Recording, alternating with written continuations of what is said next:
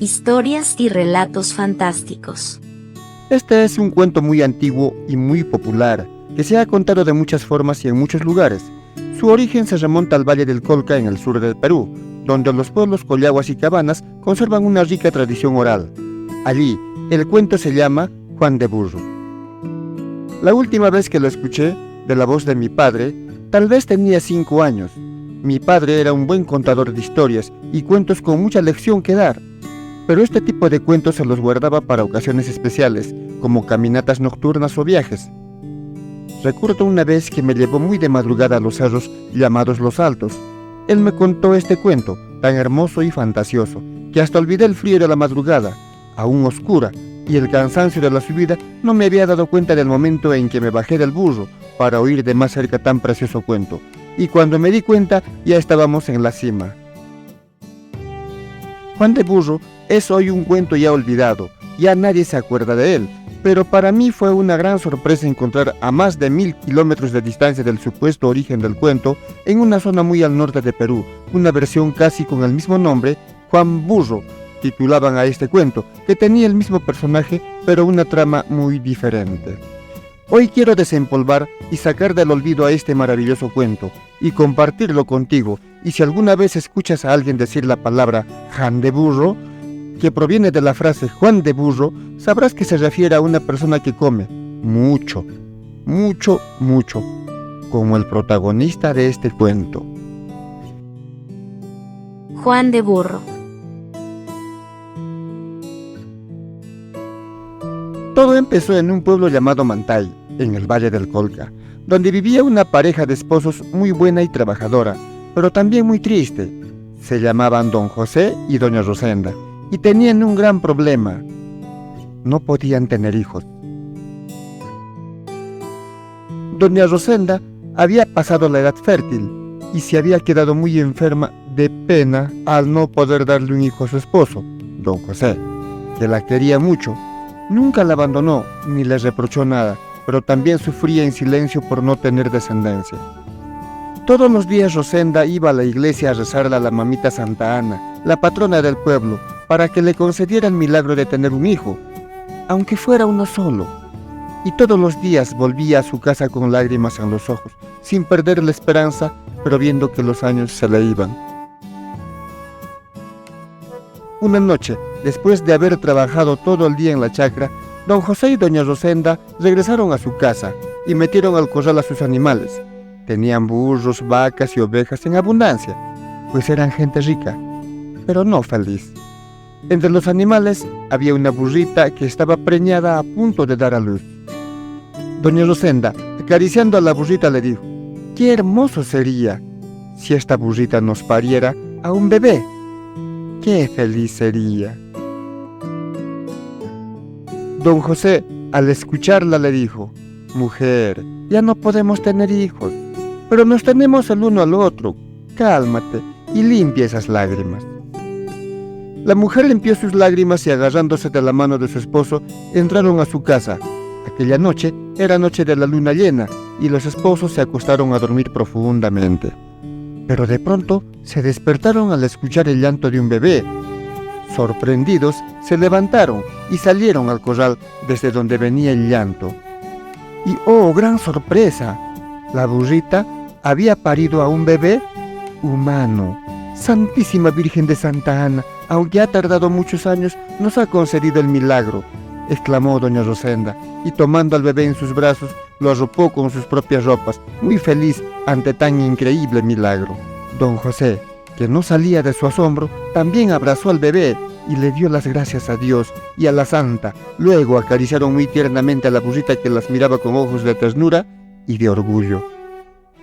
Los días siguientes fueron los días más felices de la familia.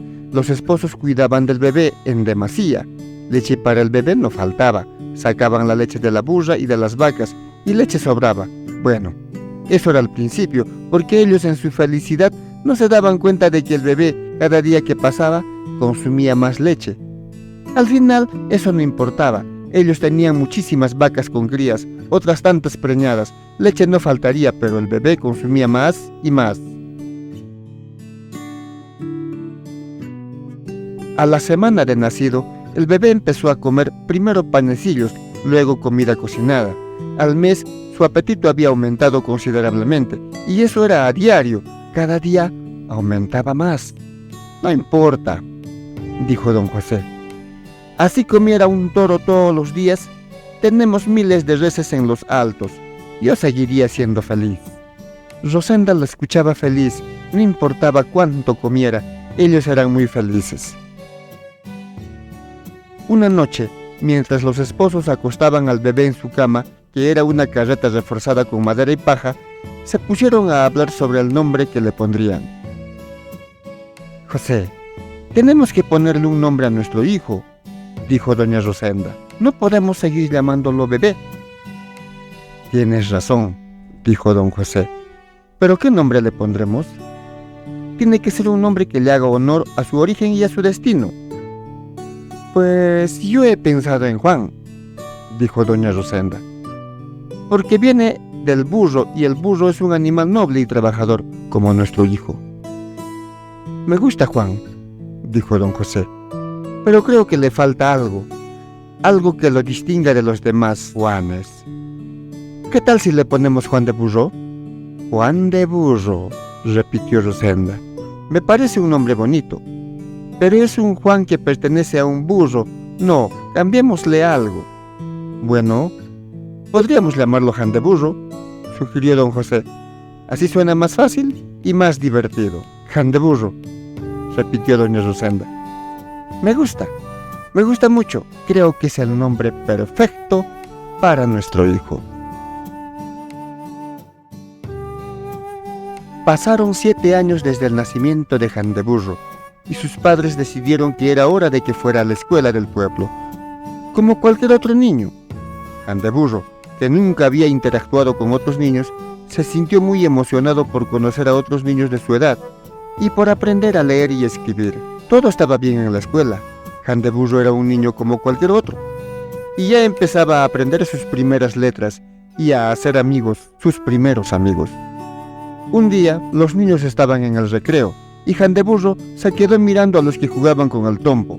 Era un juego que le gustaba mucho, y estaba pensando en pedirle a su papá que le comprara uno, cuando de repente una pelota de trapo cayó en la cara del que en ese momento estaba lanzando su trompo por los aires, y se armó una pelea. «Oye, tú me hiciste fallar mi tiro, estaba ganando», gritó el niño del trompo, que se llamaba Pedro y era el más bravucón de la clase. «No, yo no tengo la culpa, estamos jugando con la pelota y tú estabas donde no debías», respondió el niño de la pelota, que se llamaba Luis y era el más travieso de la clase. Pronto se armó una fuerte riña y los dos niños empezaron a pelear a puñetazos y patadas.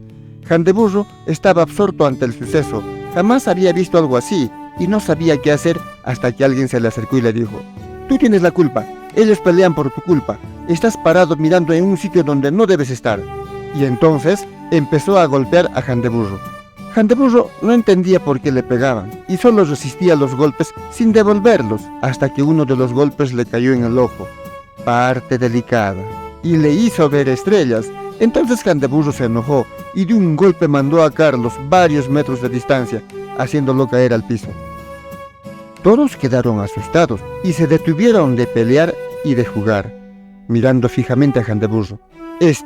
Muy nervioso, salió corriendo y llorando, y se fue a buscar a su padre, que estaba en un pastizal con sus vacas. Le contó lo que había pasado y lo pidió que le llevara a casa.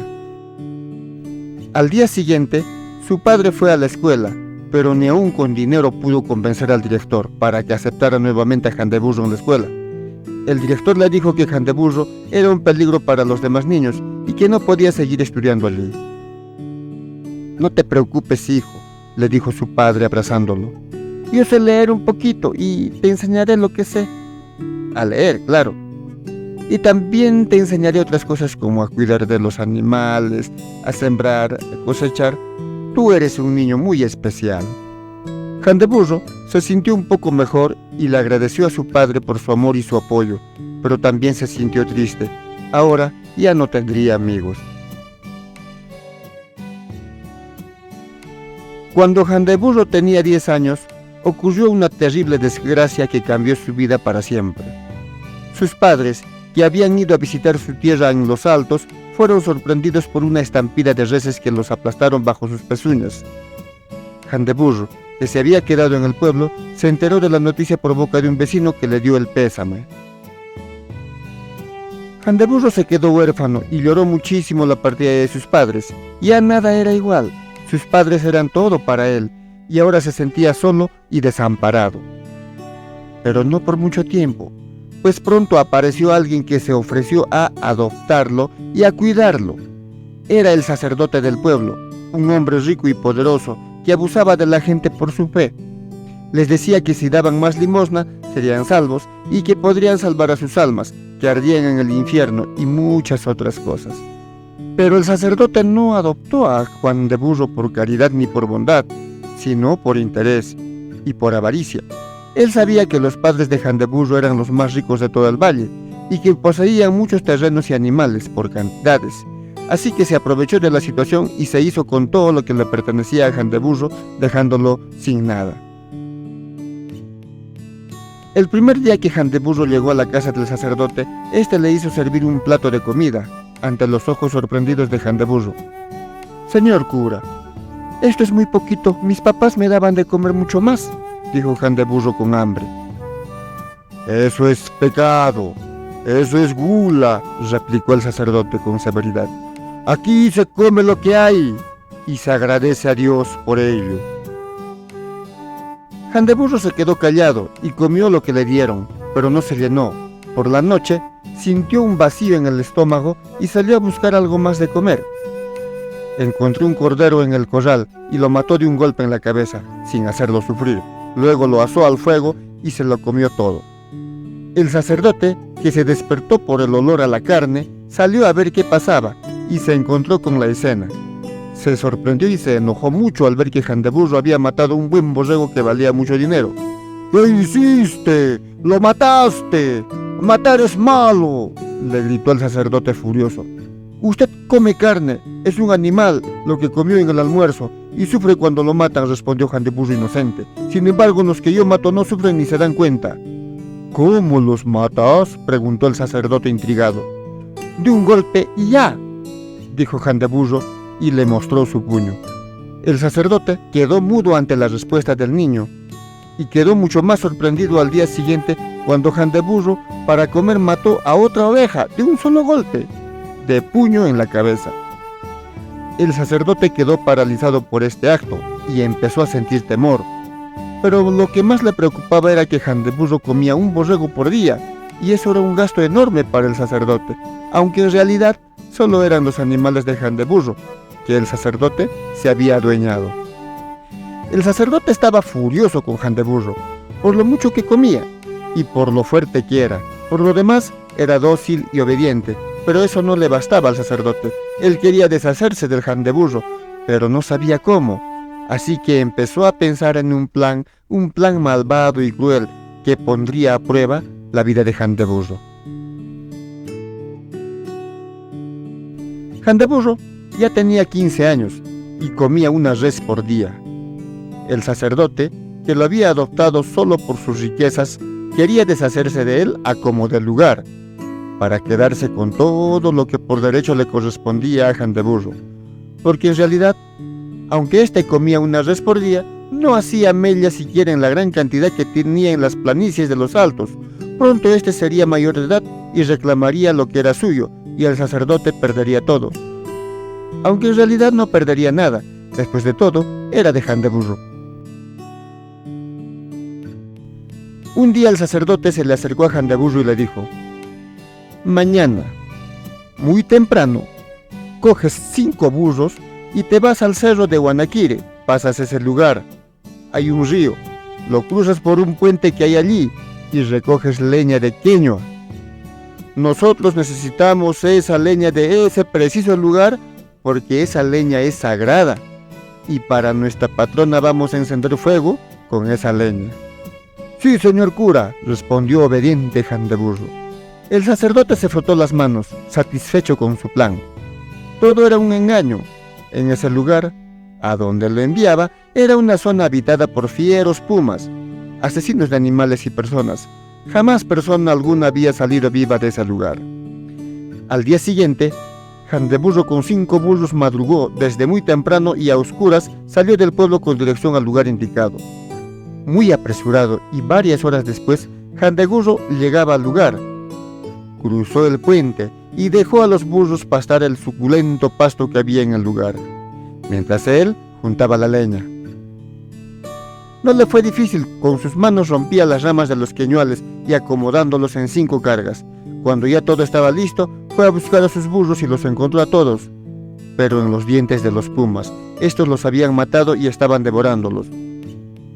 Los pumas, al verlo, se abalanzaron a Jan de Burro, y este, muy furioso, arremetió contra los pumas que habían acabado con la vida de sus burros. Con un madero en sus manos doblegó a todos los pumas a golpe limpio. Su fuerza era extraordinaria y en unos cuantos minutos tenía a los pumas dominados. Muy furioso, cargó la leña en los pumas, quienes a duras penas llevaban aquella pesada carga. Entrada la tarde, Jan de Burro entraba al pueblo. La gente, al ver pumas entrar al pueblo, aterrorizados se encerraron en sus casas. El sacerdote, que lo esperaba protegido tras la dura puerta de su casa, quedó paralizada por la presencia de los pumas. ¿Qué hiciste? ¿Por qué trajiste pumas?, le gritó el sacerdote temblando. «Se comieron a los burros», respondió Jan de Burro con voz grave. «Llévalos de inmediato a su sitio, la gente tiene miedo», ordenó el sacerdote. Jan de Burro descargó a los pumas de la carga de leña y con un palo a modo de garrote empezó a llevar a los pumas de regreso, quienes casi no podían ni moverse por el cansancio. Aquella vez, el pueblo entero se enteró de la fuerza de Jan de Burro. Era la primera vez que la gente tuvo miedo de él. Cuando Jan de Burro cumplió los 17 años y ya estaba próximo a cumplir los 18, el sacerdote se informó de un animal de esos que aparecen de vez en cuando y es rara su existencia. Este era un cóndor de gran tamaño, pero que este no era carroñero y prefería matar a sus presas atacándolas desde el aire. Era tan enorme que no tenía rival. El sacerdote le dijo a Jan de Burro: «Hay una pluma en el fondo del cañón del Culca, de color plata y es de cóndor. Entras por la base del cañón y avanzas por el río y llegarás bajo la casa de los cóndores. Allí buscas y traes la pluma plateada del cóndor. Es para la mamita patrona del pueblo». Jan de Burro, obediente, fue al cañón del Colca, con una bolsa para guardar la pluma. Caminó por las orillas del río hasta que se volvió un cañón de profundidades. Un cañón es un valle profundo y estrecho con laderas empinadas y rocosas. Jan de Burro caminaba en medio del río, saltando entre las piedras enormes que sobresalían en las corrientes del río o sobre las escasas orillas en las profundidades del cañón. Siguió caminando hasta que llegó bajo la zona de la casa de los cóndores, donde había un gran nido hecho de ramas y plumas. Jan de Burro empezó a buscar la pluma plateada del cóndor, pero no la encontró. En cambio, se encontró con el dueño del nido, el cóndor gigante, que lo atacó desde el aire con sus garras y su pico. Jan de Burro, con enormes saltos, logró eludir los ataques del cóndor y luego, cogiendo una enorme piedra, la lanzó con dirección al cóndor, y este cayó. Jan de Burro atrapó al cóndor y lo rebuscó entre su plumaje, pero no encontró ninguna pluma plateada. Al no encontrar ninguna pluma, decidió llevarse al cóndor consigo. Con el cóndor cargado a su espalda, se dirigió a su pueblo. La gente, al ver al cóndor entrar al pueblo, se asustó mucho y se escondió en sus casas. El sacerdote, que lo esperaba tras la puerta de su casa, quedó paralizado por la presencia del cóndor asesino. «¿Qué hiciste? ¿Por qué trajiste el cóndor?», le gritó el sacerdote aterrado. «Lo he buscado por todo sitio y no hay pluma plateada, así que traje al cóndor. Si usted lo busca entre sus plumas, tal vez lo encuentre», dijo Jan de Burro. «Llévalo de regreso, no vaya a matar personas», ordenó el sacerdote temblando. «No se preocupe, señor cura, el cóndor no hará daño a nadie, es más manso que usted», dijo Jan de Burro y soltó al cóndor en el pueblo, causando terror en la gente. Pero el cóndor, temeroso de Jan de Burro, quien lo había derrotado, alzó el vuelo y se fue, sin molestar a nadie. La gente le gritó a Jan de Burro que se fuera, que era un peligro para toda la población. A partir de aquel día, Mucha gente se agrupaba ante la casa del sacerdote y gritaba el nombre de Jandeburro, diciendo que se fuera, que era un peligro. El sacerdote, que no podía soportar la presión, le decía a Jandeburro: escucha, yo quiero vivir en paz. No así, no tan triste. Estás haciendo mi vida desgraciada. Jandeburro se iba sintiendo culpable de las desgracias del sacerdote, y cada vez que se encontraban, el sacerdote decía algo parecido: ¡ay de mí! ¡Qué vida tan desgraciada! Un día, lleno de remordimientos, Jandeburro abandonó el pueblo, lleno de culpa y de pena por el sacerdote, y caminó sin rumbo. Por primera vez sintió hambre. Por allí cazó un venado salvaje, lo aniquiló lanzándole una enorme piedra, pero eso no satisfacía su hambre de todos los días. Iba a los poblados, le invitaban comida a las buenas personas, pero eso solo era un plato y el que comía un toro diario. Buscaba trabajos que pagaran como para comprar un toro, y a veces lo conseguía, como hacer un canal él solo con ayuda de sus manos y piedras, o levantar un andén de cultivo en un solo día. Así vivía, de pueblo en pueblo, sin echar raíces ni hacer amigos. En cierta ocasión, en un pueblo lejano donde había levantado un andén de cultivo en un solo día, después de disfrutar la carne cocida de una res que había conseguido con el dinero obtenido, llegó al pueblo una familia muy aterrorizada. Decían que a su pueblo había llegado un condenado y que estaba devorando a la gente. Jandeburro jamás había escuchado de condenados. Solo le importaba el pago que obtendría por eliminar esa amenaza. Entonces, decidido, pidió información de la familia que había escapado. Queda pasando 2 ríos de aquí, por donde sale el sol. Si termina con la gente del pueblo, irá a otro pueblo. Y así, le dijeron. Jandeburro dirigió sus pasos hacia allí, pero era lejos. Al anochecer encontró una casa abandonada y se quedó a dormir allí. A la mañana siguiente, cazó varias vizcachas que abundaban en el sitio, lanzándoles piedras a gran distancia, y las empezó a cocinar a fuego. Y allí, en un rincón de esa casa, encontró un tronco algo curvo, medio grueso y con muchos nudos. Mientras sus vizcachas se cocinaban al fuego, él, con la ayuda de una piedra, talló aquel tronco, volviéndolo un rostro con ojos, nariz y boca, y dijo: ¡qué hermoso tronco! Yo estoy solo. ¿Cómo me gustaría que seas mi hermano? Y dejando el tronco a un lado, miraba a sus vizcachas cocinarse cuando: yo también quiero ser tu hermano.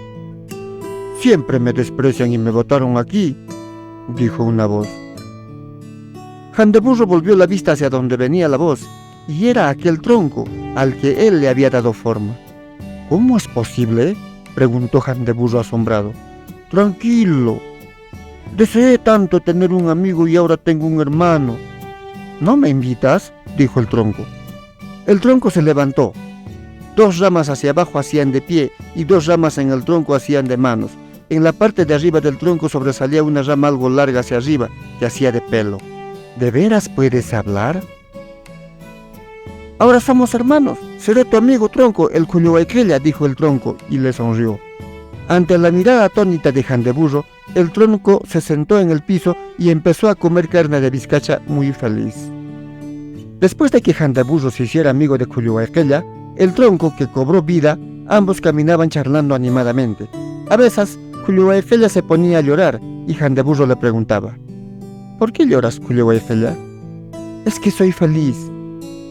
Tengo un hermano y ese hermano eres tú, decía Culhuayqueya, que le abrazaba con sus ramas. Culhuayqueya parecía ser hiperactivo y corría de aquí para allá sin cansarse. Así el día fue llevadero para Jandeburro, que se sentía menos solo. A la madrugada del día siguiente, llegaron a un pueblo que parecía vacío. No había nadie. Llamaron a cada puerta y nada, hasta que llegaron a la plaza del pueblo. Allí, frente a la iglesia, estaba el condenado. Jandeburro quedó paralizado. Reconoció la vestimenta típica de un difunto. Era la forma con aquella capucha sobre la cabeza y el cinto al medio. Entonces, El condenado era un muerto que no pudo ir al más allá, o que estaba pagando delitos cometidos en vida. Handeburro quedó paralizado cuando el condenado se le vino encima para devorarlo. Reaccionó en el último momento y de un golpe lo lanzó al piso al condenado. Este se levantó y atacó nuevamente. Primero aterrorizado, luego con fuerza de voluntad, Handeburro peleaba de igual a igual con el condenado. Era la primera vez que se topaba con un rival así, pero él se iba cansando y el condenado iba venciendo. Y poco a poco el condenado dominaba a Handeburro, hasta que los dientes del condenado se acercaban en medio de la pelea a Handeburro y estuvo a punto de morderlo, cuando el hermano Tronco se abalanzó sobre el condenado y, como Tronco quiera, golpeó duramente al condenado, castigándolo a garrotazos con aquella rama que salía sobre su cabeza o a golpes de madera de sus pies y sus manos. Pero el condenado parecía ser que era indestructible. Conseguía dar fuertes golpes al tronco desastillándolo poco a poco, y en una de esas logró agarrar al tronco de la rama que salía sobre su cabeza y empezó a darle garrotazos contra el piso, desastillándolo fuertemente. Entonces Handeburro, ya algo descansado, arremetió contra el condenado, mientras Culhuacella descansaba un momento. Y luego, otra vez Culhuacella arremetía contra el condenado. Ambos peleaban contra el condenado, pero este, a pesar de recibir duros golpes, parecía no cansarse nunca. Entonces poco a poco empezó a aparecer gente en el pueblo, en la plaza. Esta gente estaba escondida en la iglesia, lugar donde el condenado no podía entrar.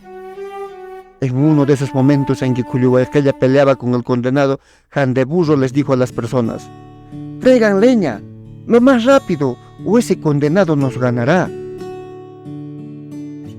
Largas horas habían peleado ya, aun cuando ya se habían juntado mucha leña en el pueblo. Entonces Culhuacella, dirigiéndose a su hermano Handeburro, le dijo: «Soy feliz, mi hermano Handeburro. Tú también, sé feliz». Y lanzándose contra el condenado, se enroscó con sus ramas al condenado, amarrando sus pies y sus manos, lanzándose al fuego que ya los pobladores habían encendido. «Amigo Culhuacella, no», gritó Handeburro desesperado. El condenado, en medio del fuego, logró romper las ramas del tronco, pero cada vez que intentaba salir del fuego, un golpe de Handeburro lo volvía a meter. Sus ojos habían quedado ciegos por la presión del tronco y pronto se consumió en el fuego. La algarabía del pueblo era grande. El condenado había sido eliminado, pero Handeburro solo lloraba por su amigo Culhuacella, que había dado su vida por él. Al día siguiente hubo un banquete en el pueblo en honor a Handeburro, que había salvado a todos del condenado. Pero Handeburro no estaba feliz, sino muy maltrecho y triste. Jamás en su vida se había sentido así desde la partida de sus padres. Comida había en abundancia, pero él apenas probó bocado. Por primera vez en su vida no sentía hambre, sino dolor. Su hermano se había ido, pero en esos pequeños momentos que compartieron fueron felices hasta la saciedad. Handeburro jamás volvió a ser el mismo. Comía muy poco. Una tristeza invadió su ser y decidió volver a su casa, a su pueblo natal. Allí, el sacerdote aterrorizado huyó del pueblo tan solo al verlo. Handeburro fue poco a poco aceptado por los demás, que reconocieron su bondad y su valor. En su casa hay un eucalipto muy grande, de más de 50 años. Dicen que Handeburro lo plantó en memoria de su amigo Culhuacella y que le habla como si fuera él. Y él, el anciano Handeburro, a veces se sienta a su sombra, contando a sus nietos la historia de su único hermano, el Culhuacella, y les dice que el eucalipto es mágico y que guarda el espíritu de su hermano, que lo protege y lo acompaña, y que algún día, cuando él muera, se unirá a su hermano para siempre. Juan de Burro, después de su retorno, del retorno a su pueblo, aún tendría muchas aventuras hasta tener esposa e hijos, tiempo en el que dejaría de ser un protector o un salvador como muchos le llamaban, en otras muchas aventuras. luego esposa e hijos, y también nietos, quienes escuchaban sus historias a veces sin creerlos, pues Jandeburro ya no hacía ninguna prueba de su gran fortaleza. Sin embargo, aún de viejo, sus fuerzas estaban allí, pero jamás volvió a tener un amigo como su hermano Tronco.